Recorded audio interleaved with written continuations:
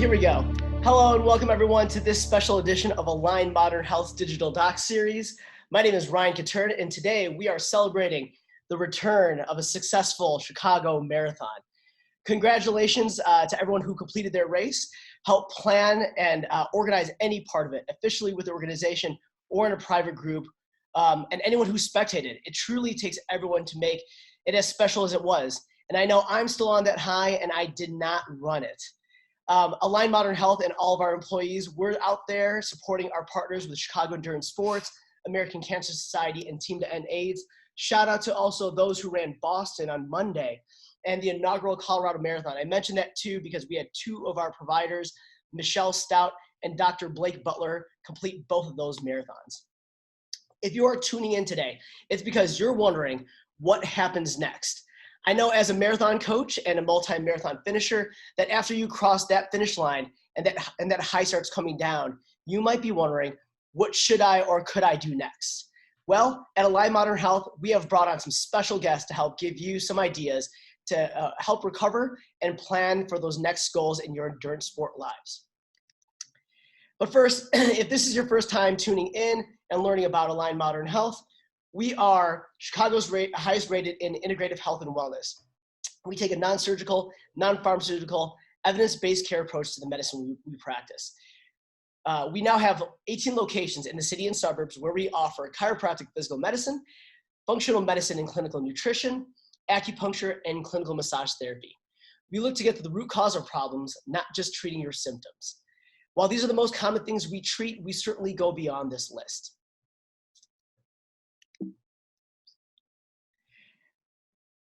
Now to introduce you to our guests. Today we have with us our amazing functional medicine provider. He graduated with his bachelor's of human biology and doctorate of chiropractic medicine from Cleveland University. He then went on to take hundreds of hours of advanced educational courses at the Institute of Functional Medicine. He also ran collegiately at Kansas University, has helped many athletes with their goals, and is planning to make his marathon debut at next year's Chicago Marathon. Please welcome from our Killdeer and Deerfield clinics, Dr. Tanner Wilson. Welcome, Dr. Wilson. How are you doing today?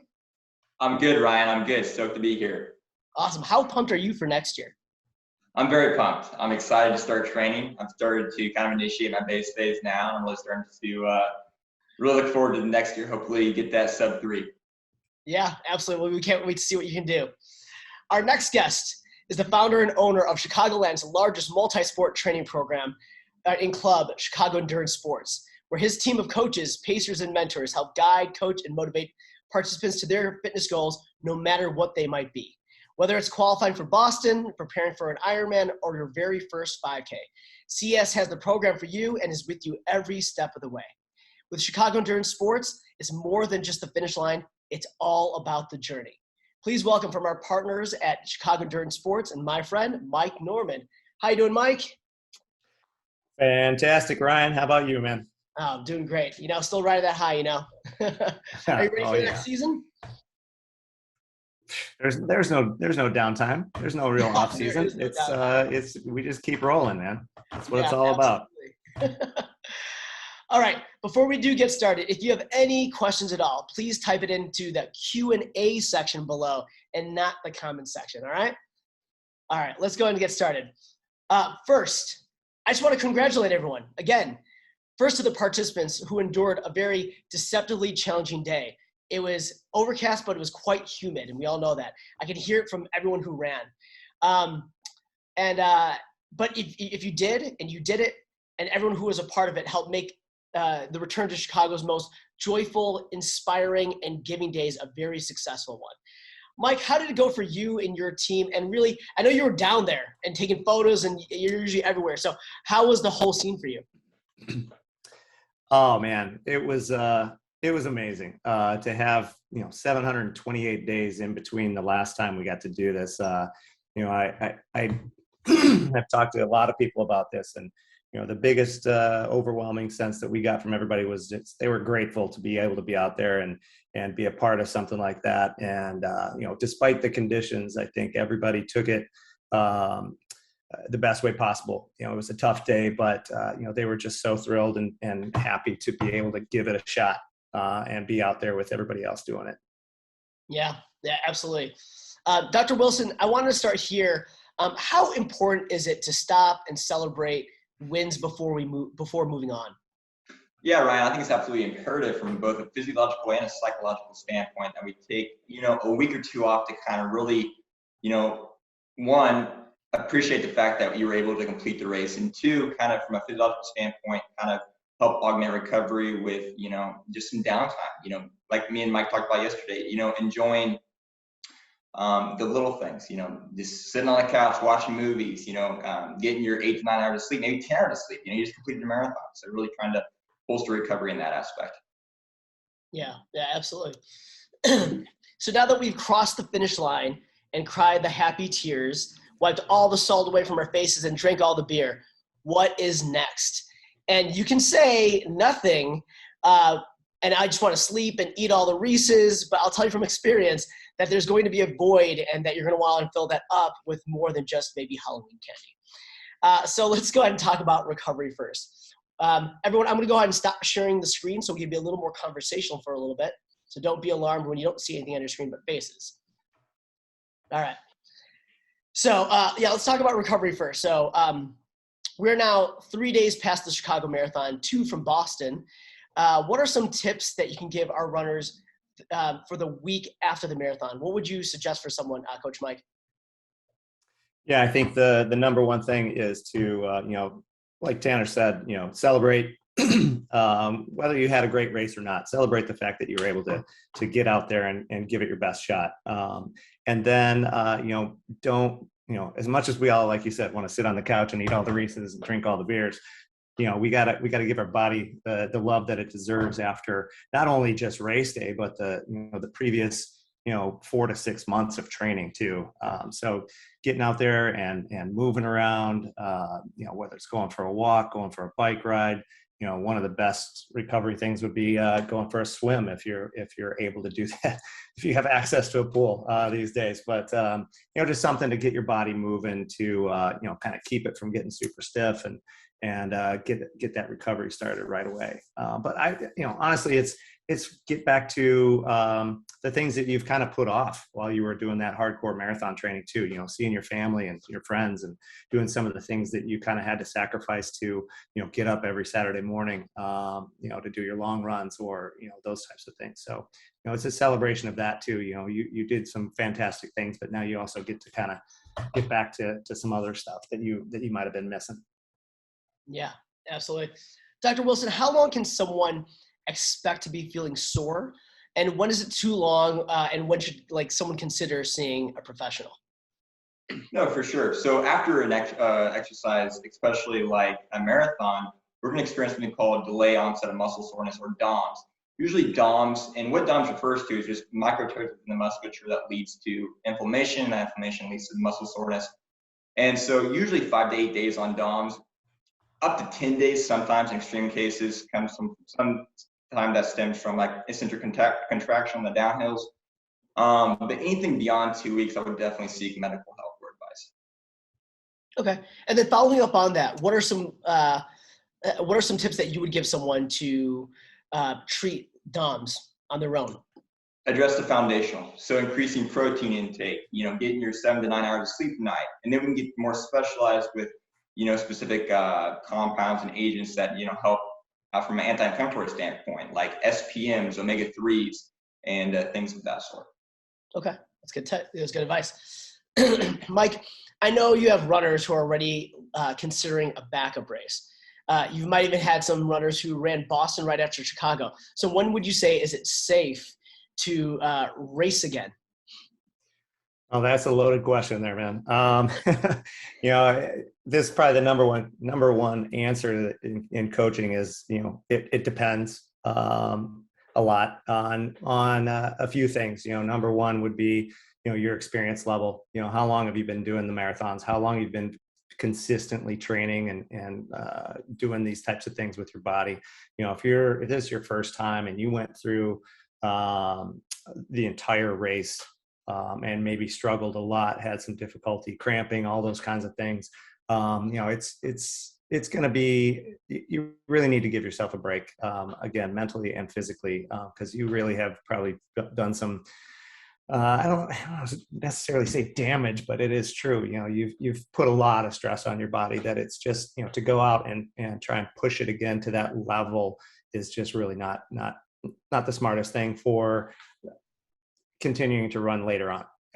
That's what we talk about at CES all the time, is that it's, we want people to understand this is a lifestyle. Try not to do that one and done and define yourself by one finish line. You got to celebrate the fact that you put in 18 weeks plus of effort and, meeting different people and all those kinds of things. So I would say at least, 3 weeks to even a couple of months before you're going to put in that type of effort, especially if you're a novice. Somebody who's been doing this maybe runs 3 to 4 marathons a year already, or if you, kind of were able to cut back and really just sort of get through it without putting too much stress on your body, then I think you might have a little bit chance of doing it a little earlier. Or maybe you even just said, you know what, I'm done. I'm cutting out early. I'm going to stop at mile 10. So you didn't put that huge damage into your body. I think that's a different situation, but that's what our coaches are answering all the time. Yeah, I totally agree with you. Like in that, and then like in medicine and things like that, it always kind of depends, right, on the person. Mm-hmm. So same for you, Dr. Wilson. I know a lot of our runners, let's rephrase this a little bit, are itching to get back. Some say they want to strike while the iron is hot. So now that they're in peak condition, they want to get in a bunch of races now and not waste their fitness. What are your thoughts on that?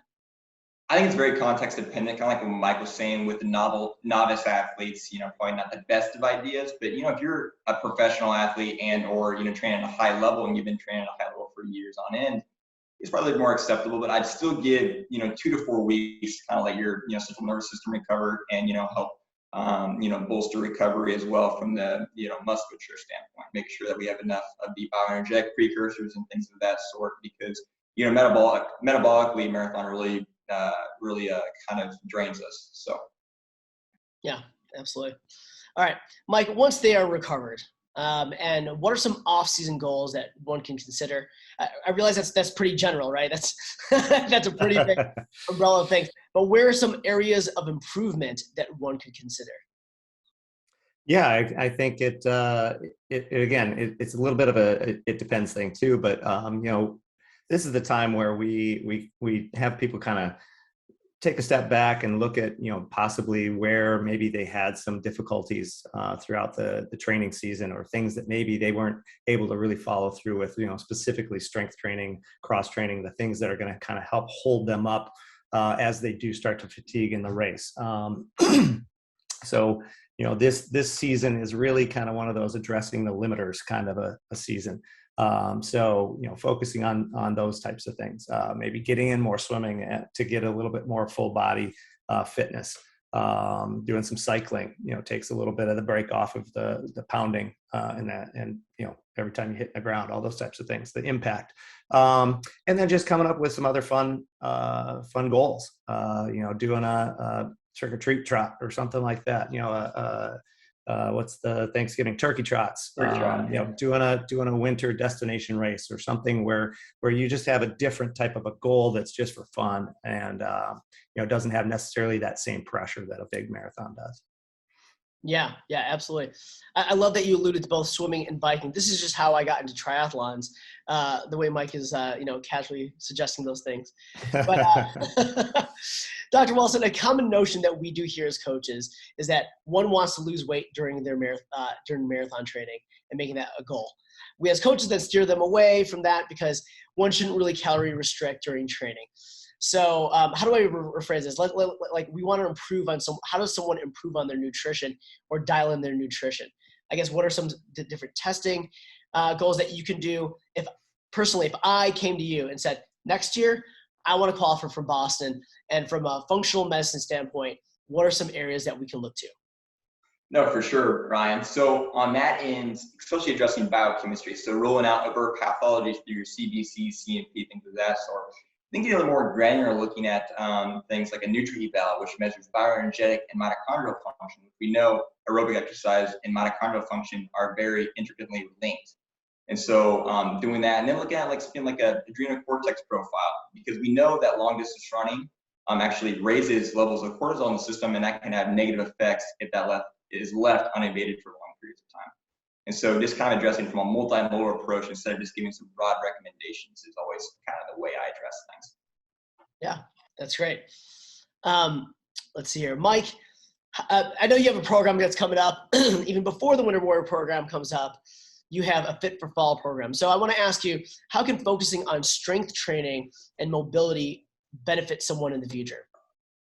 Yeah, I kind of alluded to that a little bit just a minute ago, where it all comes down to providing that base of support for your working muscles. For example, when you're running, you have specific ones that are driving you forward. Hamstrings, glutes, that type of thing. But you have all these other support muscles that are actually, holding you upright and allowing you to get the most out of that forward momentum. If you have weak exterior, hip muscles, etc. I'm not going to name them all because I'd be embarrassed by Dr. Wilson down here. And it's been a few years since my anatomy class. It's tough. It really is. I mean, that's tough. But if you have a weak hip, every time you land, your hips are going to be shifting, so you're not able to put as much into your forward stride. So either you're going to go slower, or your form is going to break down, and you're going to get more beat up by the end. So that's kind of where we want to focus on those types of things, just to provide that better support system, not only for speed or endurance, but also for kind of avoiding injury as well. If you have a stronger system around your joints, it's going to put a little bit less stress on those too. Yeah. You're both are giving such, amazing and great advice. Just throwing in my own personal experience in this past year and the off season leading to this year, two things that myself and even my girlfriend Steph, who both we competed in our first Ironmans this year. She did her first Ironman this year. Was nutritionally. She went through a functional medicine treatment process. She took away gluten from her diet, and she was just lighter and just felt a lot better during her whole training and racing. For myself, going into the regular season, I had a badly sprained ankle and some other injuries and things like that. I can't tell you how much single leg work I put in, lunges and single leg deadlifts and single leg squats and all the strength training, a ton of planks. And I tell you what, like, the year couldn't have been a better year without those two things. So thank you for alluding to those two different areas. So Dr. Wilson, going back to you, just reaching back to your college days, which wasn't too far away, as a former collegiate athlete, how did you treat your off season? Oh man, I treated my off season. I mean, I was always training. I was always, adhering to periodization models where, you're in base training, or you were kind of in peak training and then tapering. I was an experimenter in college though. And so I would try like high dose beta alanine, high dose caffeine, anything I could do to get a competitive edge that was legal. I need to preface with that. I think even at one time I looked into just administering, or I just took sublingual baking soda because I read online somewhere that was a good lactate buffer. So, I mean, I tried everything. And so those were kind of some of the compounds. I am not advising the baking soda. It was not a good experience. I'm sure Mike can probably attest to that. I can't say I've ever tried that. But I love that. I love that in order to improve. So if someone's looking to improve from this year to next, you can't necessarily keep doing the same things that you've been doing, right? No, you're trying to always kind of induce different hormonic stressors that lead to adaptation. So whether that hormonic stressor is training in the heat, or training at altitude, or training, getting in long runs, or just, aggregating more mileage on a weekly basis, and, you can find adaptations out there anywhere. So. Yeah, absolutely. All right. Mike, I think you alluded to this a little bit earlier in the first question, but what if someone felt like they failed, they didn't hit their goals, or how does someone get over those feelings? Yeah, that's 100% natural. Even people who, had a really good effort, but had set a goal that they didn't quite reach. It's a totally normal thing to feel that. And I don't want anybody to beat themselves up for it. I think it's you want to embrace all of the emotions, not just the positive ones. You want to let your body and your brain kind of, work through it. But I do like the idea. I was actually reading a post from Ryan Hall, elite U.S. marathoner. He ran a 2:04 at Boston one year. How he gives himself the time to get through that, but then starts reframing the process and what happened. What are the things that he can learn from it? What are some things you can improve upon, and also what are the positive things that did happen? Again, through all of the CES stuff that we do, we really, like you said, we focus on the journey. The race day is literally one day out of that entire journey, and putting all of your marbles on that one day is a really difficult thing to do. There's very few people who are going to have the best day ever and reach every goal. So we just want to celebrate the efforts and the positive things that you did do. You got yourself to be able to run that distance, number one. Some people may not have been able to run more than 3 miles or something before they started. So all those positive things, the different people they met, the things they learned about themselves, that's really kind of, once you kind of let yourself go through that disappointment, start reframing how you approach it and learn from it, and see what you can do better next time, and just appreciate the positive things that you did get out of it. Yeah, absolutely. Actually, what I want to actually get to, Mike, I know you and I were talking about this off camera, but I know that we had a wonderful, CS has started up a podcast over the last couple of years, and you want to talk about this one particular episode that you and I were talking about?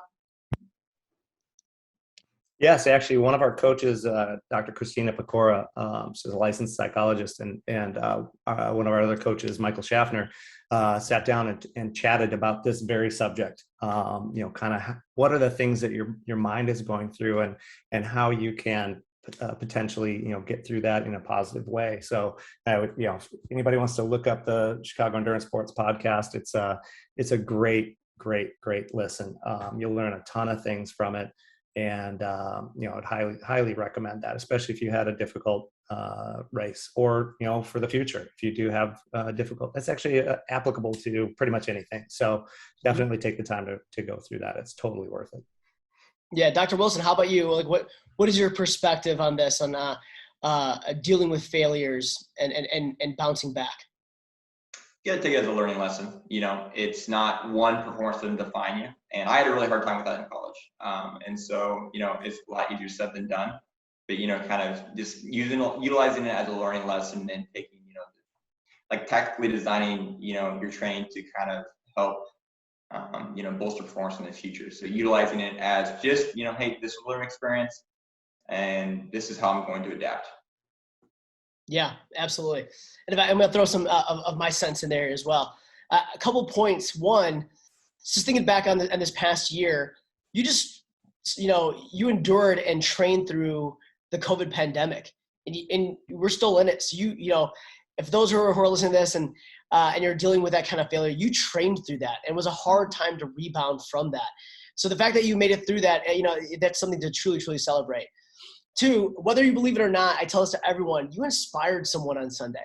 A stranger spectating, a friend or a family member who might have thought it was impossible, crazy, or boring. Your grit, your joy, your courage to step out there undoubtedly inspired someone else, without a doubt.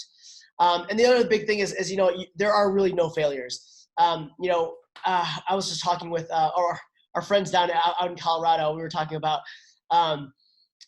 their marathon and things like that, and like what did they learn from it, and what they can improve on, because truly we already started planning on what next marathon we want to do next year. So like there's always going to be an opportunity to next year, and truly for myself, having done my first Ironman in 2016, I absolutely wrote down like where I knew I could improve, and I knew that like there's no way that's going to happen. Those mistakes I made, there's no way that's going to happen the next time I go and do this. So, take some time, reflect, and don't look at it as like mistakes. Just go like, all right, cool. Next time I'm going to come back out here. I'm going to be stronger. I'm going to have a better base. I'm going to have a better perspective. And I promise you, you're going to feel really good about that. And you're going to feel really motivated to moving forward.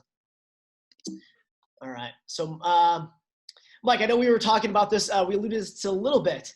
And we're talking about goal setting and things, what we can do in the future. But I know that you do have this amazing program. One of these programs I certainly love. You want to tell us a little more about it? Of course I do. Yeah. we were talking about this. One of the things that at CES we try to do is we try to give people an opportunity to, just continue with this lifestyle and continue with the community and the camaraderie that they get through being part of the program. And, having that next mental goal, having that next thing to look forward to is a big part of being successful and getting things done. So, we've got two programs coming up. One is coming up in about 3 weeks, or actually 2 weeks at this point. We call it our Fit for Fall program. It's a 4-week, very low key, low stress, just fun. Meet twice a week as a group. We'll do some circuit training to get, focus on that strength, running specific strength. And then we'll do some casual long runs on the weekend. It really depends on where you're at. It could be 2 miles, could be 6 to 8 miles. We kind of have a range. And that goes for about 4 weeks. And it's a perfect lead in for people doing a turkey trot the week of Thanksgiving. It ends the weekend right before that week of Thanksgiving. And then we go with our very, very well-known and, surprisingly fun program called Winter Warriors. We do run year-round, yes, in Chicago, through snow and cold and all those types of things. That one's going to start the very week after Thanksgiving, and we do a half marathon option as well as a 10K option. Primarily we started it as a maintenance program just to kind of take advantage of what we did in the summer. So we don't have to start over again every spring. So we wanted to keep people active and moving and having that positive camaraderie so that the next year they were able to progress on their goals. And then we also thought, gosh, we put in all this hard work in these terrible conditions, well, potentially terrible, in Chicago. Let's have a carrot at the end where we go to some warm, fun destination and run a race there to celebrate that we got through the season. So we're this year we're going to be heading back to the 30th anniversary Austin marathon, half marathon, and 5K. So we'll be training people for the half marathon and 5K there towards the end of February. So it's just a fantastic program. Gets people out when they probably wouldn't do it by themselves, and just continues that camaraderie. Yeah, absolutely. It is certainly a very fun season. I want to just let everyone know, if you have any questions now, go ahead and start putting them in the Q&A section as we start to taper down our presentation. But I'll certainly talk about Winter Warriors being an extremely fun training program, a lot less stressful than marathon is. Not saying that marathon training is stressful, but everyone's so maniacally focused on the marathon that it certainly does build up in kind of stress. And I know there was a professional cyclist who did the Tour de France this past year and was talking about how he really just does 1 to maybe 2 goal races per year, and the rest of it he just takes joy rides so that he can really lock in and focus for those really big specific races. And Winter Warriors is a great example and program for that. It's just to be able to still keep up your fitness, stay with the community, and enjoy things. Dr. Wilson, how is your what are your stipulations to running outside and staying fit through the winter? Dress warm. I mean, outside of that, just make sure you're getting proper caloric intake before too, because actually I think you burn more calories. You work from a physiological standpoint, you work harder when it's sub-zero out. And so make sure you're getting proper caloric intake. Maybe some hot chocolate afterwards, the little reward. But yeah, outside that, dress warm. Obviously, probably not the best idea to run on ice. So yeah, just be safe about it as well. Yeah, absolutely. How long? You strike me as someone who might be outside in shorts for a really long time. Yeah, I actually, I'll run, shirtless and in my little 4-inch sprinters when it's, 45. If it's an 8-mile run, I can do that. But yeah, so. Yeah, no, I hear you. And I will let everyone know, winter running, as Mike he mentioned at one point, the conditions might be quote unquote horrible. From the folks from Fleet Feet, they will say that there's no such thing as bad weather, just bad gear. So make sure that if you're tuning in today and you've never ran with Winter Warriors, like, how am I supposed to run in this? It's definitely doable, and Fleet Feet can certainly help you get all the right gear ready so that you can enjoy running it out in the wintertime. Now we have a couple questions. I'm going to go ahead and ask them out here. So how should we handle runner's toe and blisters from the marathon? So I'm going to bring this to you, Dr. Wilson. How should handle a heel or handle runner's toe and blisters from the marathon? So, probably consulting with a chiropractic physician and or a physical therapist would be probably advantageous. Blisters, just soaking your feet in Epsom salt is probably just a good at-home remedy. As far as runner's toe, you probably want to have that evaluated. Yeah. Okay. And Mike, if you have any insight on any of those things, please feel free to answer as well. I was just going to say for the blisters, the key there is just to avoid popping it. You don't want to have the potential of infection getting underneath that blister bubble, if you will. So if you can, like Dr. Wilson said, just soak it and allow that to kind of just come down on its own. If you have to, you want to actually open up kind of more of like a window rather than just a tiny little hole, so the liquid can come out, but then there's the air can come in and out as well. So you're not going to get something that's just going to seal back up and then have the potential of an infection. So that's kind of the big one there. Keep it covered and try to not pop it if at all possible. Okay. All right. I have another question for you. So, this one, again, we'll split the questions, see what both of you, how you want to reply here. But what is a good way to continue in adding / building electrolytes into our daily routine? Dr. Wilson, let's start with you.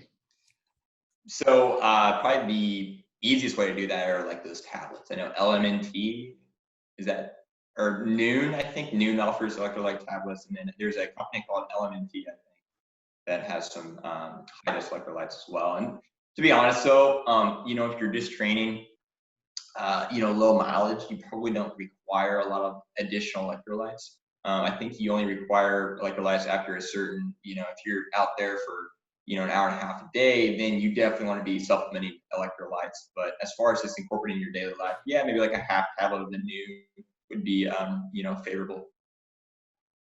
Okay. Mike, do you have any other insight on this as well? Pretty much the same thing. As long as you're eating a well-balanced diet, taking in plenty of natural foods, greens and vegetables, all those types of things. It's not like you need to be dumping a ton of salt on your food or things like that. You're going to get most of that through just a well-balanced diet, multivitamins, all those types of things. Yeah. All right. I have another question. Do you have any unique post-race habits or recovery routines that you couldn't do without? Mike, let's start with you. Oh, wow. I guess it really, so. Well, I'm thinking too, it depends on the race, but it was, nothing specific, or honestly, it's just kind of going by how I'm feeling then, but definitely trying to get out and do some walking. But these days with all the compression boots, like the Normatec boots, our Chicago Marathon post-race race day resort, we had 7 sets of those out for people to test out. And man, those things, they feel super weird the first time you try them, but they are awesome. You wouldn't believe the difference. So if you have a chance to try those out, those are great. But yeah, the key is just getting, moving, I'm a guy, I'll have a beer for sure. But that's me. Okay. What about you, Dr. Wilson? Any unique post-race habits or routines? Yeah, kind of same thing as Mike. Walking or very slow jogging post-race to kind of enhance peripheral perfusion, just blood flow to the periphery into the musculature. And then, obviously a couple cheeseburgers and a couple. Yeah, that's without a doubt. I feel like making sure you're getting caloric intake. At that point, it's just about, like I said, just getting the proper calories in. Like, hey, maybe make it a gluten-free bun. I don't know, but just highly depend on the individual. But just make sure you're getting the proper calories in post-race. Yeah, absolutely. I'm all about that post-race burger or pizza, followed by the beer. I'm with you all. I'll say that one of my favorite recovery routines, it's become a routine since I've been with Align, is I don't actually go to the massage right away because I'm so sensitive to the touch. Like I almost have to wait a week after before I'm like, okay, you can touch me now. But I love going to see, one, I do get adjusted by my chiropractor, and I do see our acupuncturist just to kind of help, alleviate a lot of the build up tension, especially that I get a lot of times in my shoulders. I get cupping done to the shoulders, and Kathy Lai, my acupuncturist out in West Loop, she'll do a little trigger point activation and kind of get those muscles to like reset in the shoulders. That's truly the biggest area where I just, I need that to, help reset myself. So yeah, those are my little routines too. All right. Any other questions? All right. If you have any other questions, just please go ahead and type it in. Otherwise, first, I just want to say thank you for joining us today. Thank you to our wonderful guests, Coach Mike and Dr. Tanner Wilson, for sharing their wisdom. Do you have any final thoughts from either of you? Mike, let's start with you. I'll go back to look at this as a lifestyle side of things. Enjoy the journey. Try and embrace the community that is running and endurance sports. There is nothing better. I mean, I seriously lucked into this, and I can't be happier at what I'm able to do on a daily, yearly basis. Just helping people discover what they can do and meet other people that are just like them. So that's all I would say is, definitely look at this from the long-term standpoint. Give yourself a break, and don't put too much pressure on yourselves, but don't be afraid to challenge yourself either. Yeah. I love all that, Mike. Dr. Wilson, what about yourself? Any last tips for everyone here? Just reinforce what Mike said. Running is a lifestyle, and you can't be defined by one race. And making sure we kind of take into account that running is great from a motivational standpoint. Having goals is phenomenal. But man, just going out 20-minute jog a day, the physiological benefits of that. If we could put the benefits of aerobic exercise in a pharmacological agent, I mean, it'd probably be it would be phenomenal. Like it would be probably the most prescribed agent. So yeah. Oh, that is incredible. Those are powerful words from both of you. So that's great. And yeah, I'm going to piggyback on all of that. My uncle told me after my first marathon, and he said, "Hey, well, I mean, this is just it's just a hobby for you, right?" And something just clicked. I'm like, "Is it just a hobby? I don't know if it's going to be." And literally, it's been my entire life. It's led me to my career. It's led me to Align Modern Health and my relationships and all my best friends that I have. So it can certainly go beyond than just that one race that you all did. So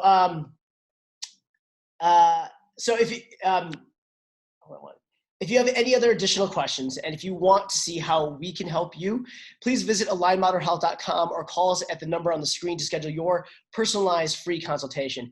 We are in network with most major insurance companies and do a complimentary insurance benefits check before your first visit.